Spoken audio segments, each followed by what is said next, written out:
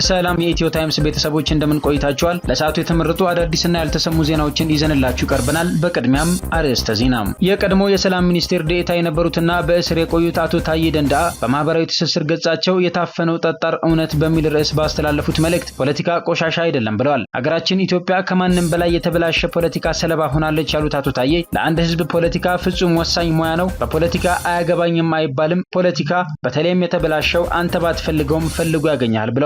ሙሉ መልእክታቸውን አዘጋጅተን አቅርበናል። የፌዴራል ፖሊስ ስዩም ተሾመ ተሰውሮብኛል ሲል አቶ ዮሐንስ ባያሌው ከጅቡቲ ጎበዜ ሲሳይን አመጣሁ ብሎ የሚመጻደቀው የፌዴራል ፖሊስ ላፍቶ ሞል ቢሮ ከፍቶ በየቀኑ የፍርድ ቤት ዳኞችን ሲሳደብ የሚውልን ግለሰብ ተሰውሮብኛል ማለቱ አሳፋሪ ነው ብለዋል። አቶ ክርስቲያን ታደለና የከፍተኛ ፍርድ ቤት በጉዳዩ ላይ ያሉትን አካተን ዝርዝሩን አጠናቅረናል። የብዙሃን መገናኛ ዘርፍ ምህዳርን እንዳያጠብ ያሰጋል በሚል ማሻሻያ ውድቅ እንዲደረግ ውትወታ ሲደረግበት የቆየው የኢትዮጵያ መገናኛ ብዙሃን ረቂቅ ማሻሻያ አዋጅ ዛሬ ሐሙስ በህዝብ ተወካዮች ምክር ቤት ቀርቦ ከተገኙ 248 አባላት በአንድ ተቃውሞና በአንድ ድምጽ ተአቅቦ በአብላጫ ድምጽ ጸድቋል። ተጨማሪ አለን። ፕሬዚዳንት ዶናልድ ትራምፕ የጣሉት ተደራራቢ ቀረጥ ተከትሎ በቢሊዮን የሚቆጠር ዶላር ገቢ ያጣችው የአሜሪካዋ የግዙፍ ኢኮኖሚ ባለቤት የሆነችው የካሊፎርኒያ ግዛት የፕሬዚዳንት ዶናልድ ትራምፕን ተደራራቢ ቀረጥ በመቃወም ክስ መስርታለች። ሌላኛው የምናስደምጣችሁ ዘገባ ነው። የድሬዳዋ አስተዳደር ፖሊስ በተለያዩ ጊዜያት ከአደንዛዥ እጽ ጋር ከተገናኙ ተጠርጣሪዎች የያዘውን ከ400 ኪሎ ግራም በላይ የሚመዝን አደንዛዥ እጽ አስወገደ። በቃጠሎ እንዲወገድ ከተደረገው መካከል በአብዛኛው ካናቢስ የተባለው አደንዛዥ እጽ መሆኑም ተገልጧል። ዝርዝሩን ይዘን ቀርበናል። ውድ የኢትዮ ታይምስ ቤተሰቦች እነዚህንና ሌሎች ያልተሰሙ መረጃዎችን ይዘንላችሁ ቀርበናል። እስከ መጨረሻው ድረስ ላይክ፣ ሼር እና ሰብስክራይብ በማድረግ አብራችሁን እንድትቆዩ እንጋብዛለን። መልካም ቆይታ።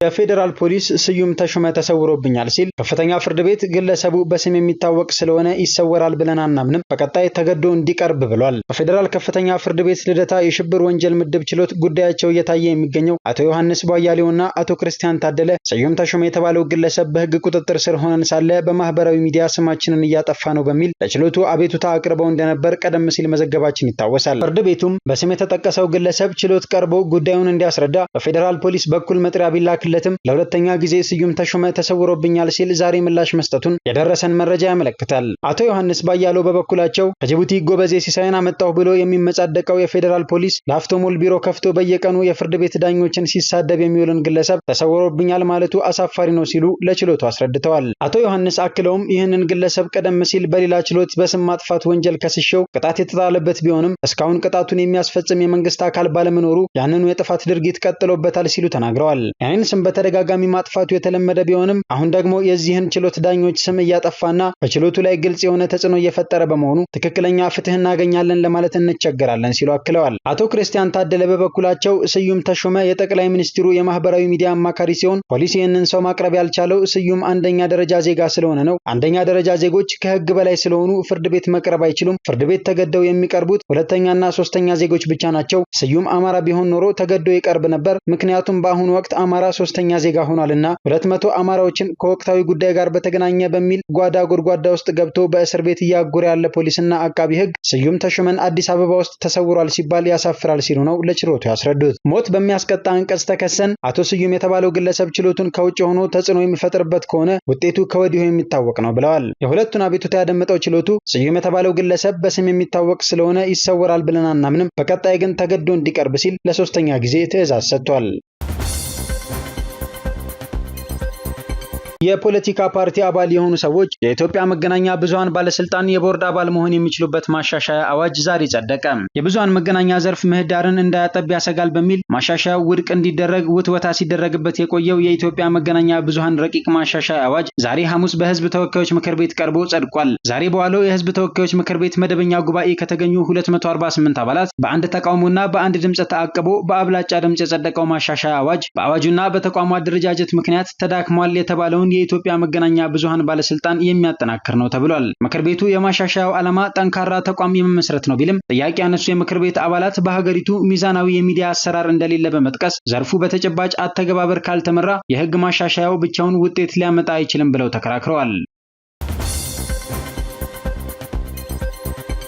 የቀድሞ የሰላም ሚኒስትር ዴኤታ የነበሩትና በእስር የቆዩት አቶ ታዬ ደንደአ በማህበራዊ ትስስር ገጻቸው ላይ የታፈነው ጠጣር እውነት በሚል ርዕስ ባስተላለፉት መልእክት ፖለቲካ ቆሻሻ አይደለም ብለዋል። ቀጥለውም በርካቶች በተለምዶ ፖለቲካ ቆሻሻ ነው ሲሉ ይሰማል፣ በአንድ መልኩ እውነት አላቸው። በተበላሸ ፖለቲካ ምክንያት በርካታ ሀገራት ለመከራና ለችጋር ተጋልጠዋል።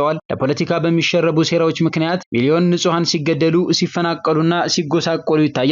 ማህበራዊ መስተጋብሮችና ዘመናትን የተሻገሩ ሴቶችም ፈርሰው ጥላቻና ነውር እየተስፋፋ ይገኛል ብለዋል። አክለውም አሳዛኝ ክህደቶች፣ ከባባድ ውሸቶችና ዘግናኝ ግድያዎችም በፖለቲካ ሽፋን ተፈጽመዋል። ታላላቅ ሀገራት በፖለቲካ ብልሽት ተዳክመዋል። ከኢትዮጵያ አኳያ ደግሞ ፖለቲካ ከውሸታምነት፣ ከሌብነት፣ ከአድርባይነት፣ ከሴረኝነትና ከግፈኝነት ጋር ተዛምዷል ያሉት አቶ ታዬ ደንደአ ፖለቲከኛ ሲባል ሙስና፣ ቅጥፈት፣ አስመሳይነት፣ ግለኝነት፣ ክህደትና ገዳይነት በአይነ ህሊና ይከሰታል። ለህዝብና ለሀገር ጥቅም በእውነት አስቦ የሚሰራ ዜጋ ፖለቲካ ያልገባው ሞኝ እስከመባል ደርሷል ያሉ ሲሆን በተለይ ደግሞ የወቅቱ ሁኔታችን እጅግ ይሰቀጥጣል። ከዚያ አኳያ ሲመዘን ፖለቲካ ቆሻሻ ነው ማለት ትክክል ይመስላል በማለት ገልጸዋል። በዚህ መልእክታቸው ላይ ይሁንና ፖለቲካ እንደማንኛውም ሙያ ሊቆሽሽ ቢችልም በተፈጥሮ ግን ቆሻሻ አይደለም፣ ይልቁንም የቆሸሸውን ስርዓት ያነጻል። በትክክለኛ ትርጉሙ የተለያዩ ፍላጎቶችን በማስታረቅ ለጋራ ዓላማዎች በጋራ ለመስራት የሚያስችል ጥበብ ይባላል ብለዋል። ቀጥለውም ችግሮች የሚቀረፉበትና አቅሞች የሚጎለብቱበትን ስርዓት ለመዘርጋትና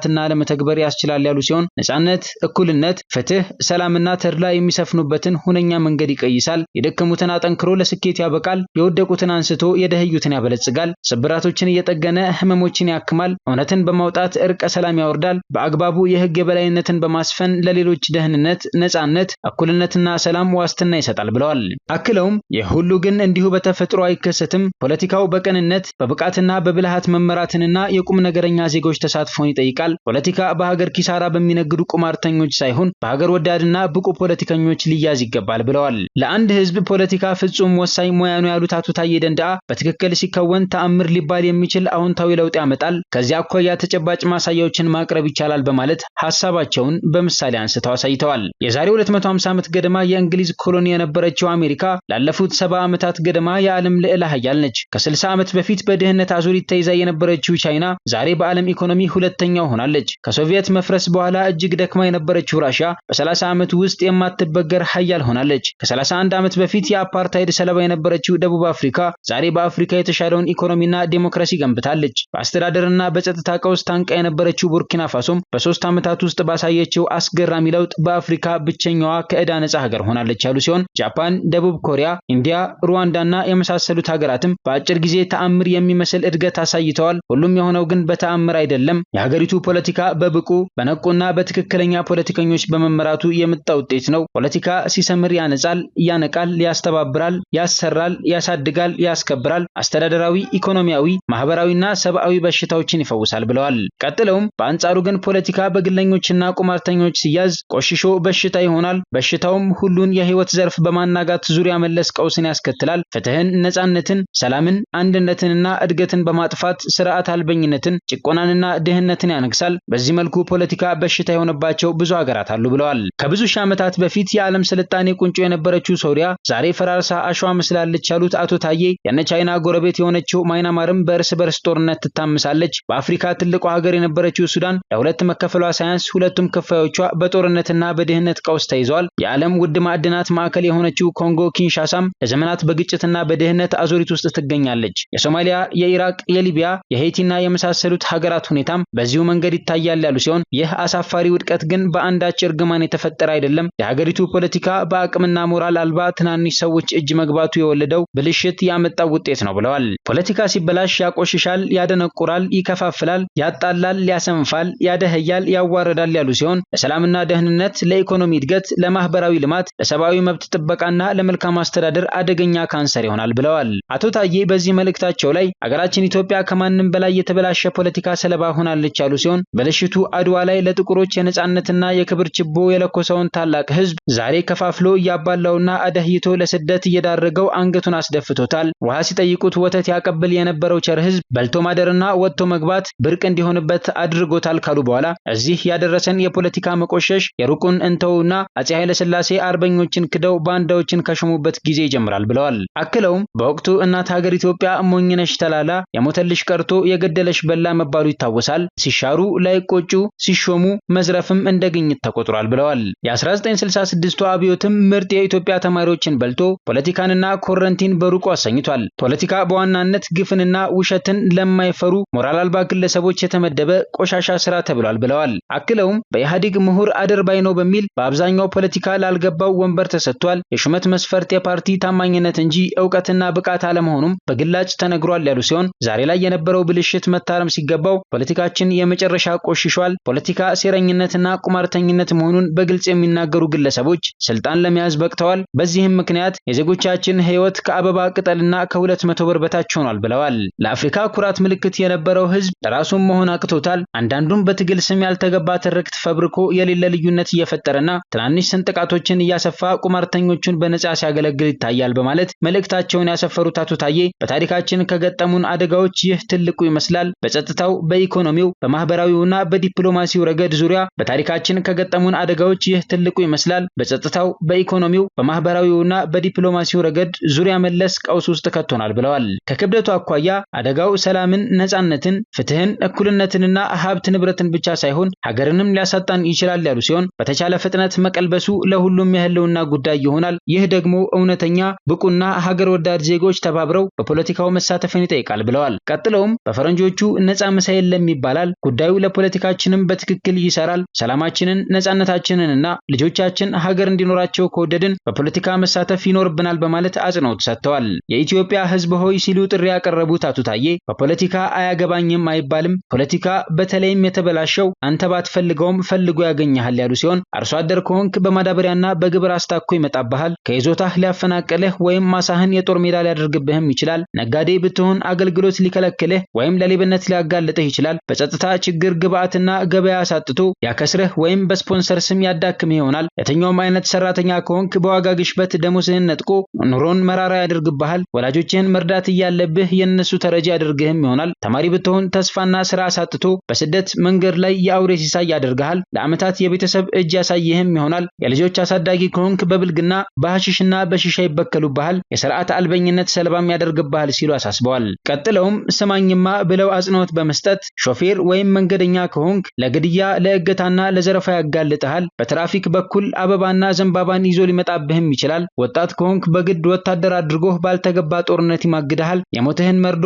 እንዳይነገርም ያደርግ ይሆናል። ገንዘብ ቢኖርህ አንድ የምንዘራ ውሳኔ የመግዛት አቅሙን ከእጥፍ በላይ ያዳክምብሃል። በመንገድ ላይ ቤት ቢኖርህ በኮሪደር ስም አፍርሶ ካሳ ሊከለክልህ ይችላል። መደበኛ ዜጋ ብትሆን የሚሊሻ ልብስና ስንቅ ሊጠይቅህ በርህን ያንኳኳል። ነጻነትህንና ሰላምህን ከመንጠቁ ባሻገር እንደ ሶሪያውያን ሀገር አሳጥቶህ በየቦታው ሊበትንህም ይችላል ያሉ ሲሆን የወረዳና የዞን አመራር ወይም የቀበሌ ሚሊሻ ከሆንክ አንድ መጥፎ አጋጣሚ ህይወትህን ወስዶ ልጆችህን የጎዳና ተዳዳሪ ሊያደርግ ይችላል። ዲያስፖራ ወይም ከፍተኛ አመራር ብትሆን እንቅልፍ አልባ የህሊና ቁስለኛ ወይም ግድ የለሽ የሁኔታ እስረኛ ያደርግሃል በማለት ከተበላሸ ፖለቲካ ማንም የትም ሊያመልጥ አይችልም ማለት ነው ሲሉ አስጠንቅቀዋል። ስለዚህም ፖለቲካ ቆሻሻ ነው ብለህ አትራቀው ያሉት አቶ ታዬ የቆሽሽ ቢችልም ሁነኞች ከያዙት ፖለቲካ መድኃኒት እንጂ በሽታ አይደለምና ከእንቅልፍህ ነቅተህ ተሳተፍ፣ ከተባበርክ አቅምህ የማይበገር መሆኑን እወቅ። በፖለቲካ ቁማርተኞች የክፍፍል ሴራ አትውደቅ። ፈጽሞ በሃይማኖት፣ በብሔር፣ በጎሳና በአካባቢ ተለይተህ አትጨቃጨቅ። ጥቅምህ በህብረትህ ውስጥ መሆኑን ተገንዝበህ ልዩነትህን በማክበር አንድነትህን አጥብቅ። ያልተገባውን ሁሉ አትስራ።